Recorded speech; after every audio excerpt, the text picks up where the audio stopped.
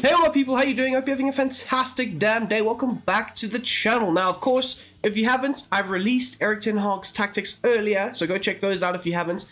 Those are some of like the best damn tactics I think I've ever researched, done, made, signed, sealed, delivered. But right now, we're talking about Ole Gunnar Solskjaer's Manchester United. Obviously, we're going to be discussing his tactics, the players he used, how he used them, whether he used them correctly or incorrectly. But nonetheless, 2020...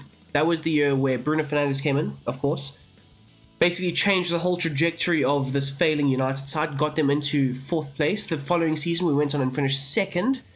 So we're going to be looking and analyzing those tactics right there. Now, more times than not, he would set up in a 4-2-3-1 system, as well as a defensive setup of a 4-4-2, which is essentially what I've gone ahead and created here. And then against the bigger teams, he would also set up in a back 5 system with like a front 2 of Dan James and Marcus Rashford, and obviously try and hit the opposition on the break. So we will be discussing those tactics going forward. If you can, please hit that like button down below, subscribe if you are new, and let's hop on with the video.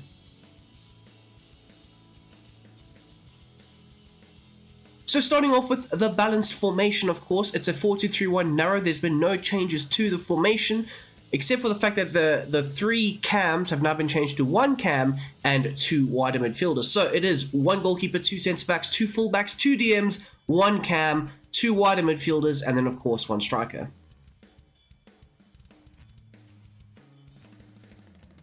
Now with this tactical setup and the tactical vision, it is set to counter-attack football, which is essentially what Manchester United were largely productive with under the likes of Ole Gunnar Solskjaer. The quick outlet ball into the likes of a fast player like Dan James, Marcus Rashford, Mason Greenwood, Anthony Martial on his day. Bruno Fernandes was very influential in that footballing style of play, with the ability for either him or Paul Pogba to get onto the ball and then launch that long ball into the forward line and trying to exploit the opposition with, which is what you will try and do more times than not with these tactics. As for the defensive style, it goes hand in hand with the counter-attacking system. Is going to be set to drop back, making sure it was very compact at the back, and more times not your 2 6s sat in front of the back 4, protecting them more times than not, the likes of Harry Maguire and Victor Lindelof, plugging in the gaps, filling in the holes, making sure it was very hard to try and break down the team's defense. The team width, however, is set to 20, so a nice compact structure at the back. You will expect your wingers more times than not to try and help back and help out the fullbacks in those wider areas. The depth is set to a mid-block at 40, of course, setting up that very aggressive, structured back line, as well as having those 2 6s, was very hard for the opposition to try and break down. And then, more times than not, the likes of City, of course, with the quick interchangeability, the quick passing movements, it would obviously derail the structured and stable back line. But against a team that would try and hit them on the break, it was very hard. Against Liverpool for some extent, or some extended periods, Liverpool found it very hard. Obviously, we saw Ole get absolutely blitzed to a 4-0 and a 5-0 at home. But it was very hard for Liverpool to try and break down this team at times, because they would set up this mid-block, and it was very hard for the opposition to try and squeeze bodies in between the lines, get them in behind, because it was so damn great at just making sure that they didn't progress too high up the field, and at the same time, they didn't, they couldn't be exposed on the break. And that did help them more times than not. As for the offense, the build-up play is set to long ball, of course getting the likes of Paul Pogba, Bruno Fernandes on the ball to try and launch it into the likes of Marcus Rashford or Dan James in transition. The transgression is set to forward runs, and now this would obviously push your midfield as well as your attackers high up the field, trying to get them as involved in the play as possible. Ole would try and flood as many bodies forward when in a positive vein of form, or when being positive with the ball in the opponent's box, try and get quite a few players in and around that attacking third to try and obviously score the goals. As for the width, it is set to 60, of course, not always maintaining a very wide approach to the forward line particularly, but again, you do want to try and have a bit more space for the likes of Bruno and Pogba, and even to some extent Matic, McTominay and Fred, to try and give them as much space as possible and time on the ball in order to try and create for the others. As for the players in the box, I've set it to 7 now. More times than not, it was always going to be your front 3 with the addition of a potential Bruno Fernandes or maybe another midfielder. As for corners and free kicks, as per always, it is set to 4.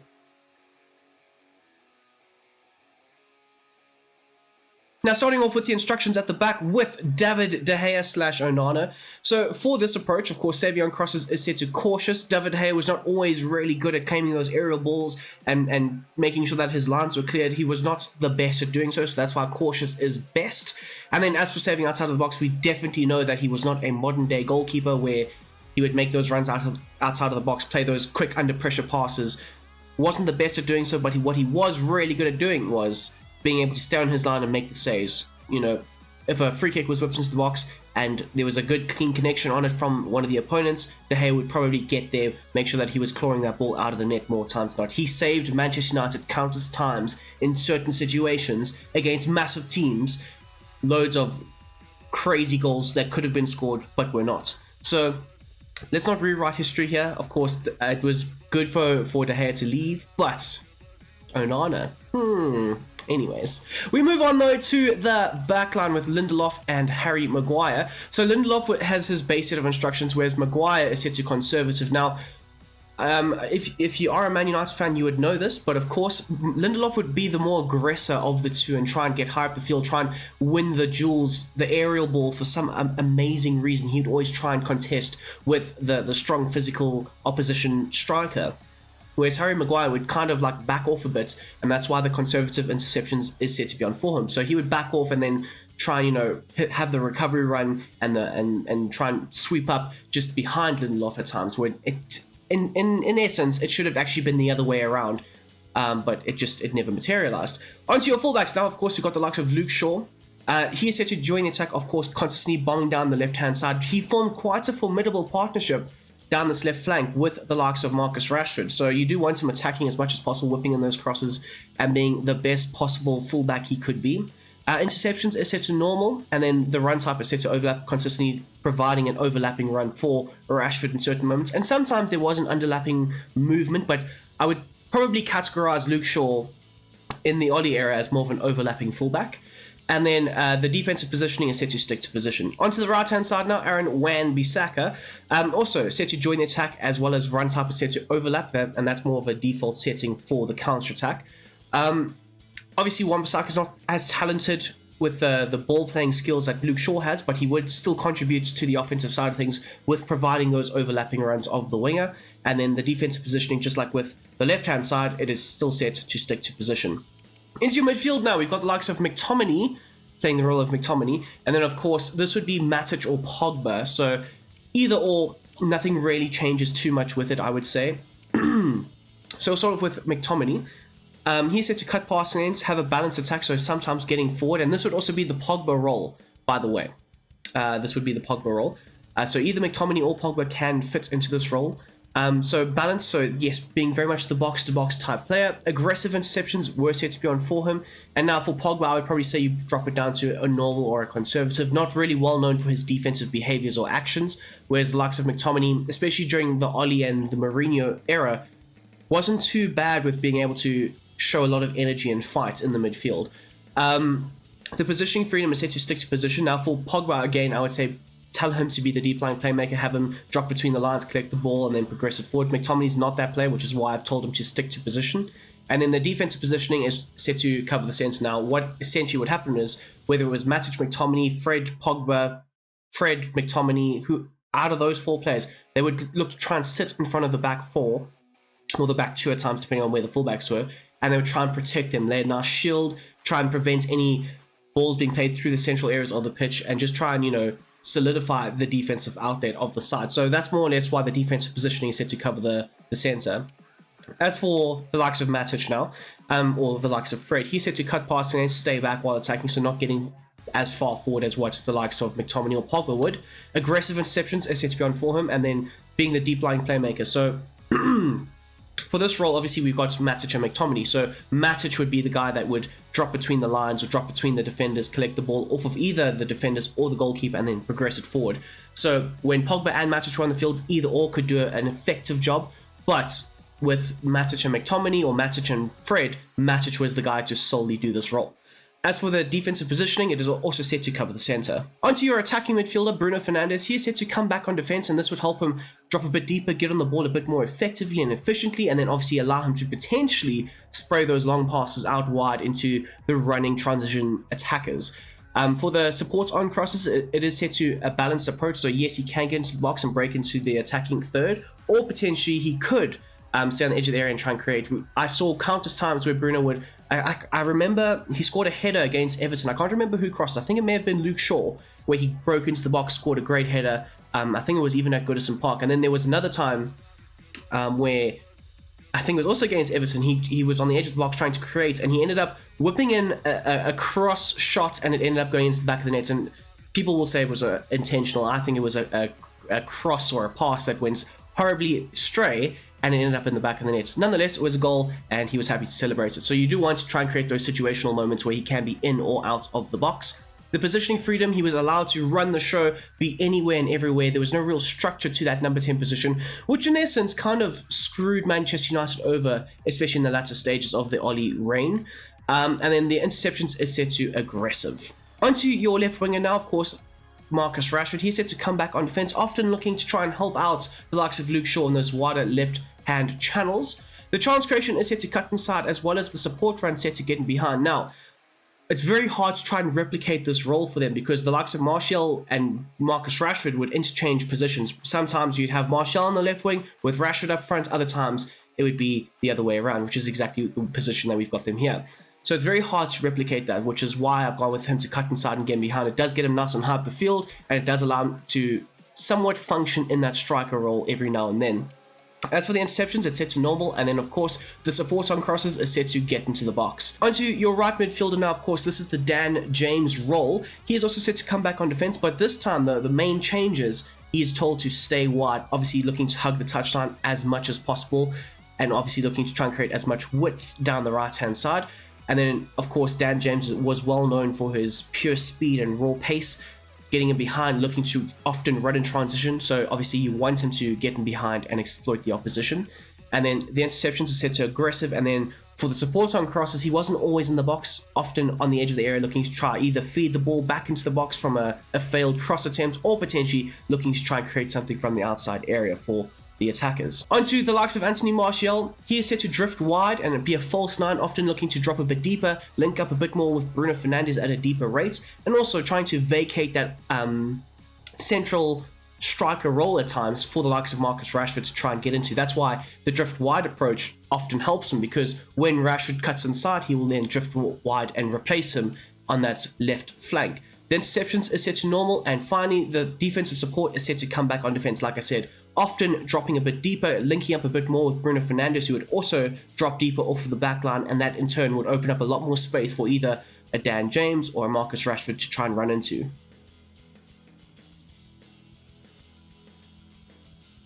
Now onto the 4-4-2 counter-attacking type system. Of course, under Ole, Man United were very, very ruthless with their counter-attacking football, often transitioning against some of the biggest teams in the world and scoring a load of goals. So,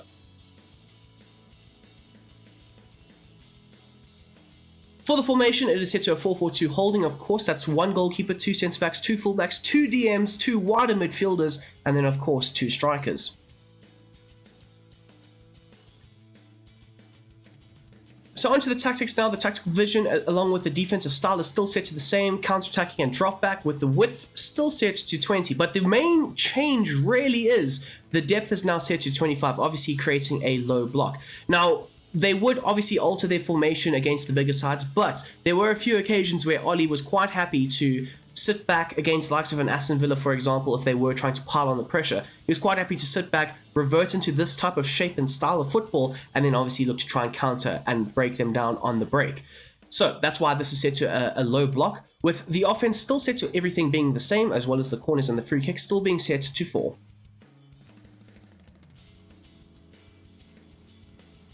With the instructions at the back with David De Gea, he has still got the same set of instructions, with Lindelof as well as Maguire now being told you need to have conservative interception. So effectively kind of revoking Lindelof's aggressive nature to try and win the ball back, try and progress up the field. So he was just told, calm yourself, keep your shape, keep your structure, and keep it tight at the back. As for your two fullbacks, they've got the same set of instructions, also told just to hone it in a bit more on the offensive outlets that they would obviously try and get forward with. So this time it is set to a balanced attack with still the run type both being set to overlap and of course stick to position for the defensive positioning. As you can see for the likes of Luke Shaw, he's got the same set of instructions as well. Into your midfield now, the likes of McTominay and Matic. So they are also set to their same set of instructions. As in, like, both of the instructions are the same. So both of them are set to cut past lanes and stay back while attacking, obviously looking to try and keep that nice shape and shield in front of the back four at times. Aggressive interceptions to try and create that work rate and the ability to try and plug those effortless angles and lanes for the opposition to try and exploit. And then finally, Matic will be told to be the deep-lying playmaker and cover the center, and McTominay will be told to have everything exactly the same except for the ability for him to stick to his position, looking just to be a bit more of a work body in the midfield on the defensive side of things. Onto your wingers now, the likes of Dan James, still set to having a basic defensive support. So sometimes Ollie would allow his attackers, because the defense was so solid, he'd allow his attackers to kind of like leak off a bit on the defensive side of things. So yes, Dan James and Rashford or Fernandes would definitely come back, yes. But the likes of Dan James, Marcus Rashford on the break, it was too tempting for Ollie to say, I need you guys consistently back helping out on the defensive side of things. He trusted his other players to make sure that they were covering on the defensive side of things. So for the likes of Dan James, he set to a basic defensive support, allowing him to just kind of like ease off on the defensive side of things, and if required, and if the occasion arose, he'd be able to quickly transition into the attacking play. Staying wide is still essential for him, as well as getting in behind, and then finally aggressive interceptions, and then this time he's going to be told to get into the box for those crosses or potentially those attacking opportunities. Onto the likes of Bruno Fernandes, a slightly differing role for him. So he will be told, yes, come back on defense, but again, he was also allowed to kind of leak out and just stay a bit higher up the field for the quick transition ball. Often, though, you do want him to be able to orchestrate this play, so that's why he is told to come back on defense. Cut inside and of course come short. This obviously gets him a bit more central, allows him to link up a bit more with the likes of McTominay and Matic, and then obviously progress the ball forward. The interceptions is set to aggressive, and then staying on the edge of the box for the cross is essential. He is going to be your chief creator, especially in this formation when going forward. Onto your forward line now, we've got the likes of Marcus Rashford. He is set to having a balanced width, so sometimes being allowed to drift wide into the wider left channel, other times looking to stay a bit more central and trying to exploit the opposition with his pace in behind. The interceptions is set to aggressive, obviously trying to maintain that effortless work rate, trying to make sure that the opposition's backline and goalkeeper are under pressure as much as possible. And then finally, the defensive support is set to a basic support. So yes, when required and under pressure, he would look to sometimes drop a bit deeper and try and help out on the defensive side of things. Onto the likes of Martial now, he is instructed to try and drift as wide as possible, opening up a bit more space for Rashford to try and flourish with. The false nine role is still applicable for him in this setup, as well as the aggressive interceptions offering a bit more of a work rate to him. And then finally, he needs to come back on defense, often linking up very effectively with Bruno Fernandes at a deeper rate, like I mentioned earlier, but this time having the ability to play those 1-2 passes, or even potentially having the ability to drop a bit deeper, link up a bit more, and then lay off the ball to a Bruno or a Dan James, or maybe even a Marcus Rashford.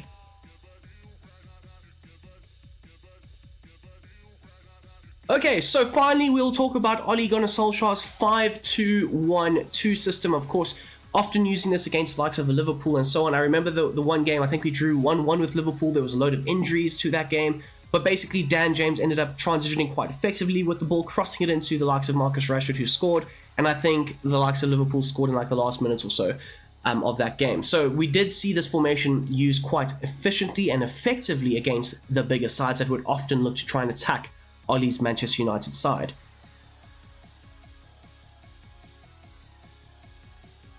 For the formation going forward, it is one goalkeeper, 3 centre-backs, 2 full-backs / wing-backs, 2 central midfielders, 1 attacking midfielder, and then of course 2 strikers.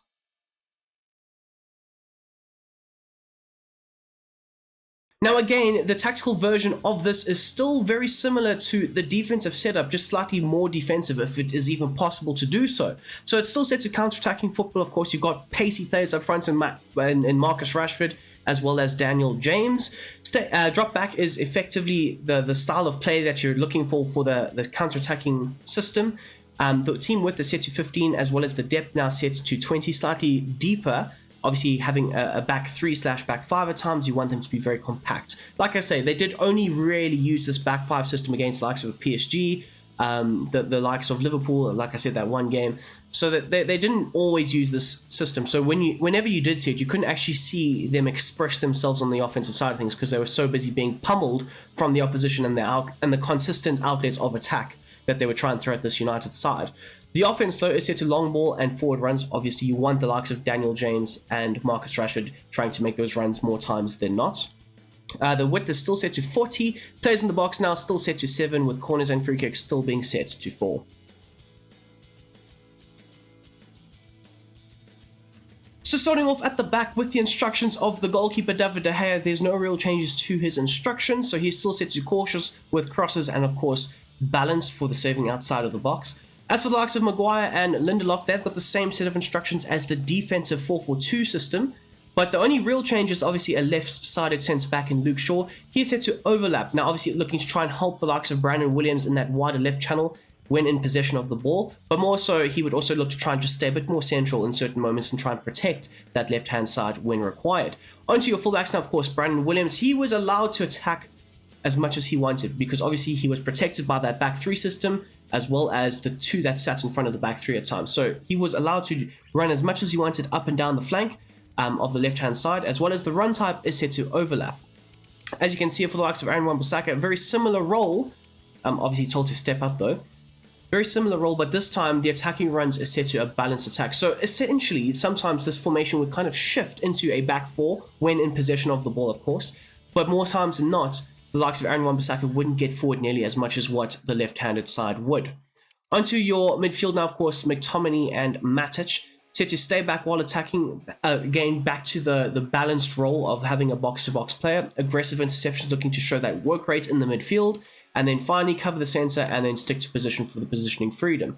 As for the likes of Matic, now he is told to stay back while attacking, stand the edge of the box, never actually getting into the box, looking to try and hold the position on the just outside that area and try and rotate and facilitate. Aggressive interceptions were set to be on for him, as well as cover the center and then also stick to position, not having to do too much in terms of having to pop up in the little half spaces in and around the defensive third. As for the likes of Bruno Fernandes, come back on defense. Yes, you want him to do so. You want him to be able to drop deep, get on the ball, and then spray it forward. The support on crosses, this time you do want him to break into the box as much as he can. Free roam is set to be on for him for the positioning freedom, and then finally the interceptions is set to aggressive. Obviously, I'm trying to show Bruno Fernandes' effortless work rate on and off of the ball.